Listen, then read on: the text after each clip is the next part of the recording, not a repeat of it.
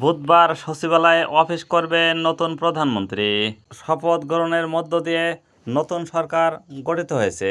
ইতিমধ্যে BNP chairman ও প্রধানমন্ত্রী তারেক রহমানের নেতৃত্বে নতুন মন্ত্রিপরিষদ গঠন করা হয়েছে। সংশ্লিষ্টদের তথ্যমতে নতুন সরকার গঠনের পর বুধবার 18 ফেব্রুয়ারি সচিবালয়ে অফিস করবেন নতুন প্রধানমন্ত্রী তারেক রহমান। প্রথম কার্যদিবসে মন্ত্রিপরিষদ ও সদস্যদের সঙ্গে বিশেষ বৈঠক এবং সচিবদের সঙ্গে মত বিনিময় সভা করবেন তিনি।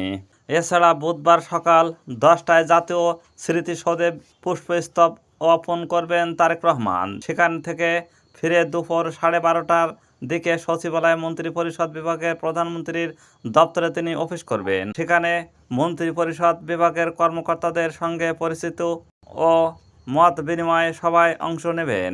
সভা শেষে সচিবালয়ে দুপুরের খাবার গ্রহণ করে বিকাল 3টায় মন্ত্রিপরিষদের বিশেষ বৈঠক করবেন।